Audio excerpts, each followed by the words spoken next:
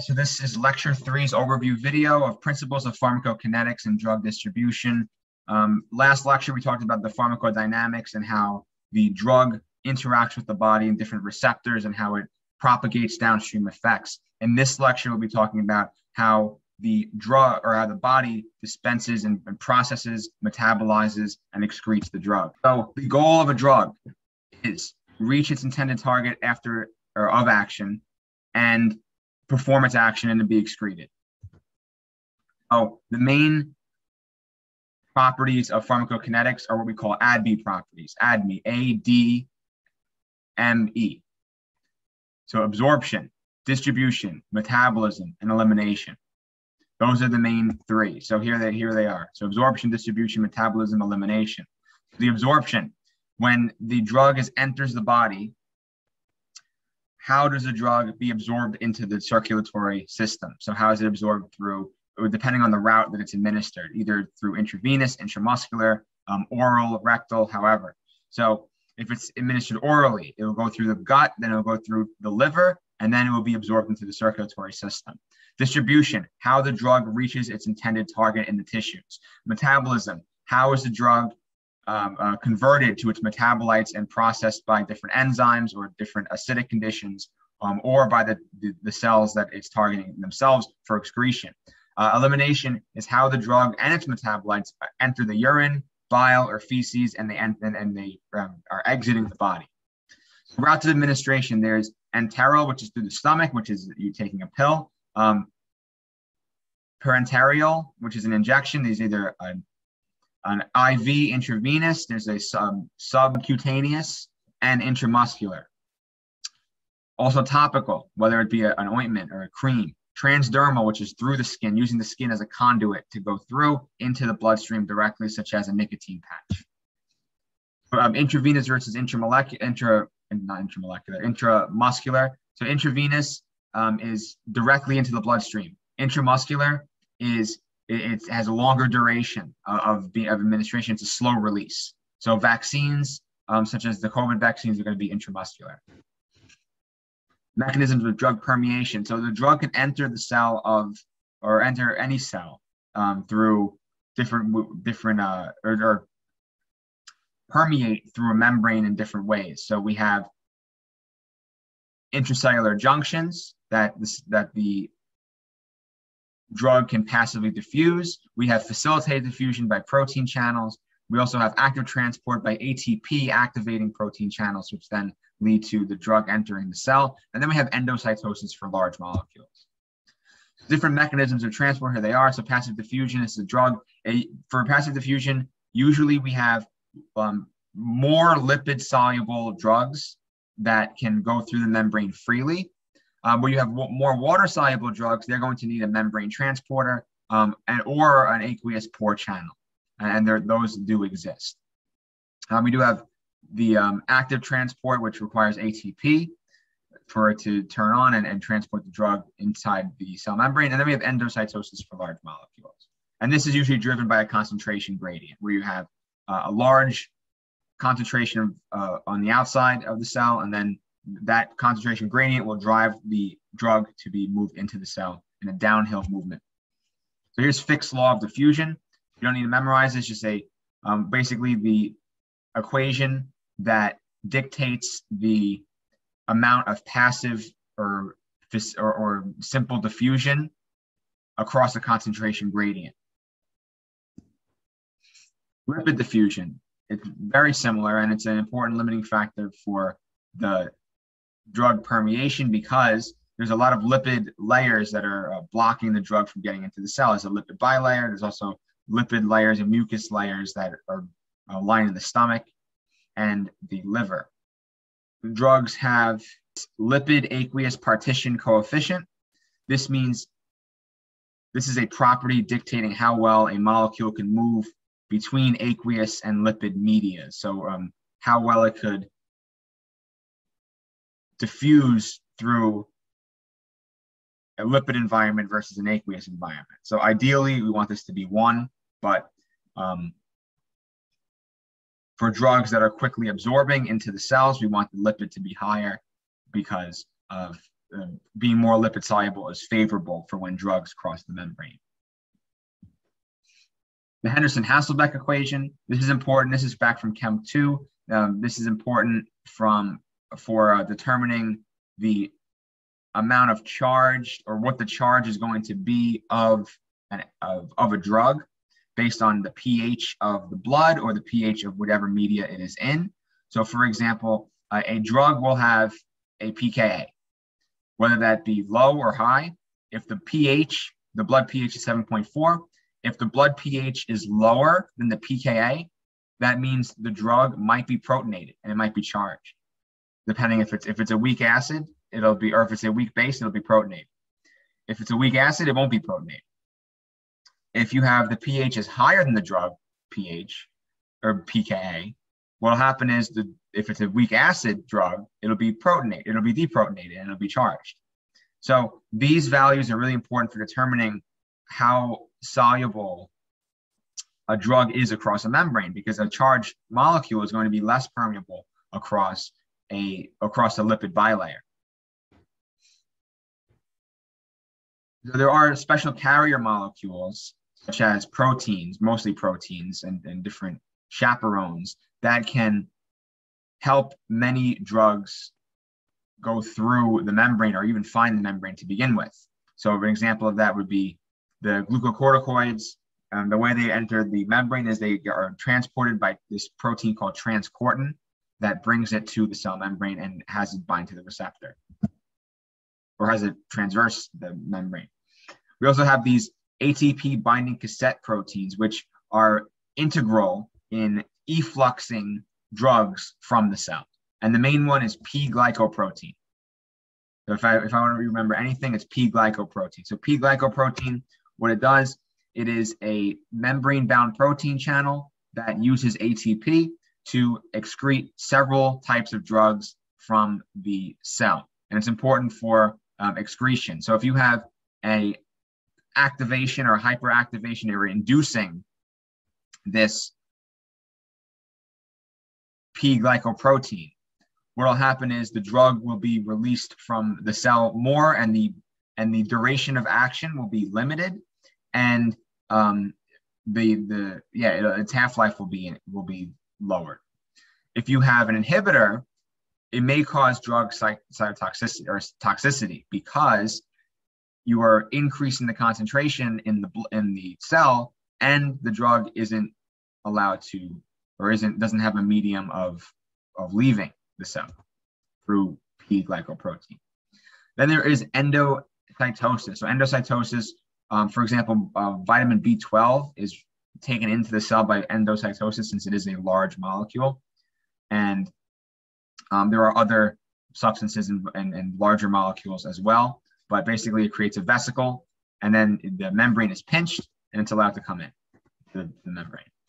Drug trapping is a really cool concept, and what happens with drug trapping is you can, based on the ionized state of a drug, you can trap it in the urine and in the blood so that it does not enter the tissue.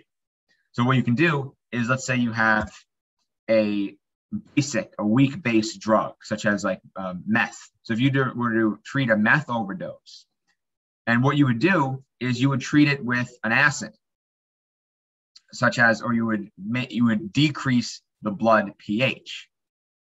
So what this means, and also the urine pH. So you would treat it with some kind of ammonium, like ammonium chloride, for example. So ammonium chloride, that extra proton from the ammonium will protonate the methamphetamine. That will make it charged, and that means it will not enter the cells. It won't distribute into the tissues anymore, and it'll be trapped in the urine and in the blood. So this means that it will be excreted faster, and it's a good way of treating an overdose. And the same thing is, well, the opposite effect is with aspirin. So aspirin is a base, an acid. So aspirin is a weak acid. And what you can do is you can treat the blood and the urine with bicarbonate, which is a weak base. And what that'll do is it'll deprotonate the aspirin, making it charged. So it'll be minus charged. And what that'll do is it'll trap it in the urine and in the blood.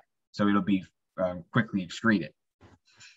Bioavailability is the fraction of unchanged drug reaching the circulation. So bioavailability is an umbrella term. A lot of factors can change the bioavailability of a drug. Those being the extent of absorption, that's one of them, and also the first pass elimination, and also the metabolism overall. So all of that factors into bioavailability. So depending on the route of administration, you could use this area under the curve analysis to determine the bioavailability of a drug, to see how much it reaches the circulatory system, how much reaches the blood. So here's an example of an IV drug. As soon as it's administered intravenously, you have the highest plasma concentration, and then it is quickly released and excreted from the body, or it's moved into the tissues.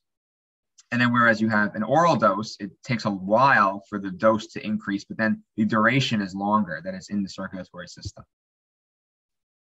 So extent of absorption, many drugs may be incompletely absorbed. So 70% of digoxin reaches the systemic circulation. And this means this is due to not having enough absorption in the gut. There are other drugs that are either too hydrophilic or too hydrophobic that can lead to low bioavailability. This is also, and also there's other things that can lead to low bioavailability, such as the activation of P glycoprotein. So then the drug would leave the cell immediately, and it wouldn't be allowed to come in as much. So the first pass elimination has to do with the liver. So there's two, as soon as a drug is taken orally, the absorption is through the gut wall. Through the gut wall, there is metabolism involved, and this can decrease the bioavailability of a drug if it's metabolized in the gut wall. So for example, is cytochrome P450, which is an enzyme that metabolizes a lot of drugs. So once it gets through the gut, it is then introduced to the liver. All drugs go through the liver at first, and then there could be metabolism there.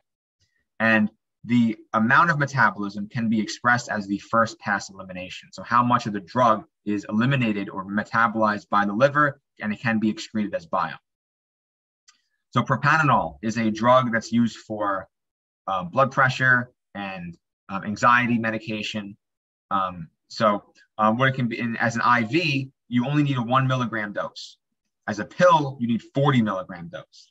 The reason why is first pass elimination. A lot of it is absorbed and metabolized by the liver, and also the gut wall by P450. There's this ratio called the extraction ratio, which represents the amount of drug that is extracted, or the percent of drug that is extracted by the liver. And it's intrinsic, the CL liver is an intrinsic property of the drug based on liver metabolism. And the Q is the overall blood flow.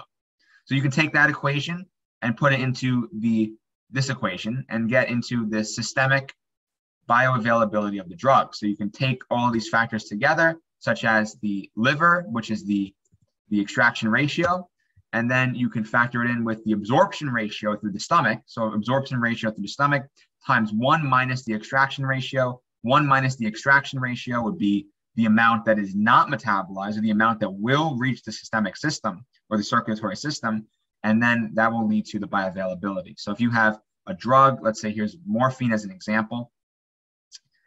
So it's almost completely absorbed in the stomach through the gut. So it's little f equals 1. And then if you have through the liver, it has an extraction ratio of 0.67. So that means most of it is absorbed or metabolized in the liver. 1 minus 0.67 is 0.33. So that means your expected oral bioavailability is around 0.33 or 33% for morphine. There's those two factors. The main two factors are the absorption through the gut wall, and then the metabolism by the liver. So here's just an example of that. Volume of distribution, that's another important concept. So basically this means, let's just cut to the chase. So the volume of the blood is 5 liters. The volume of distribution can be higher than 5 liters. This means that the either one of two things. One, the person's big and has more blood, or two, the volume is distributed among the tissues, which is good. So we want our drug to reach the tissues. If you have a drug that we want to have a certain effect. So a lower volume of distribution than blood volume means that it's either a child or someone has hypoglycemia. So here's the concentration, or here's the equation for volume of distribution. It's calculated by dividing the dose that's in the systemic circulation by the plasma concentration in the blood at time 0. So if you have 5 grams of drug in the body, and the concentration at time 0 is 5 grams per liter, that means the volume of distribution is 1. And that means it may not enter the tissues at all. So you want your volume of distribution to be a lot higher than that. So if you have 50 milligrams, and then your concentration at time 0 is 1 milligram per liter of blood, you then end up with a volume of distribution of 50 liters. This means that a lot of it is in the tissues and not a lot of it's in the blood. And that matters. This volume of distribution is important because we can determine where is the drug going to be. Is it going to be more in the circulation, or is it going to be more in the tissues? This can help us with toxicity and treating overdoses. So the drugs which prefer to bind to or don't leave the plasma and like to either bind to blood proteins, hemoglobin, or other proteins that are in the blood, have smaller VDs, meaning that most of it is in the blood. Smaller VD, if you go back to the equation, means you're going to have a higher blood concentration, which is C0. And mostly water-soluble drugs that don't like to permeate through the membrane will have these kind of tendencies. So drugs that prefer to bind in tissues and leave the blood circulatory system will then have a higher VD, meaning their concentration will be lower and the amount of drug in the body will be constant, really, because it's just constant. So these medications are usually lipophilic, and they can last for a long time, have a long half-life. If we had two drugs, they both have 500 milligram dose, and then the concentration in the blood of drug A is 1 milligram per liter, and drug B is 50. So that means drug A, the volume of distribution is much higher, 500, whereas drug B, it's going to be 10 if you do the equation. So what that means is that drug A is going to be more distributed in the tissues. So the drug can go back and forth in an equilibrium from the blood to the tissues. So, and the drugs have preferences for either they like to stay in the blood or they like to stay in the tissues based on the pH, the charge, the lipophilicity, hydrophobicity, etc. This also plays a role in which one gets more easily excreted in the urine. So a drug that it likes to be in the blood will get more excreted by the urine because it will be in the circulatory system for longer. It'll be filtered out by your kidneys, and it will not reach the tissues as much. And then the release from the tissues back into the circulatory system, back into the kidneys, and back as urine takes longer. So drug B will be more excreted in the urine because it's less VD. So what we can say is we have less volume distribution, meaning most of the drug is in the blood, meaning that it's quicker to be excreted. So that's an important concept. And then we'll talk about salicylates and digoxins. So salicylates such as aspirin and pain relief, and they could be used for the same thing and relating to heart problems. But salicylates have lower volume distribution. This means we're going to ask this question later. So a toxicity of which medication would be better treated with hemodialysis. Hemodialysis is when you dialyze the blood. So if we want to get one out of the system, out of the circulatory system faster, which one would it be? So the salicylates have a lower volume of distribution, meaning they're more in the blood. So then they would be easier to treat a toxicity problem with hemodialysis. So that's it for the overview video, and stay tuned for the lecture.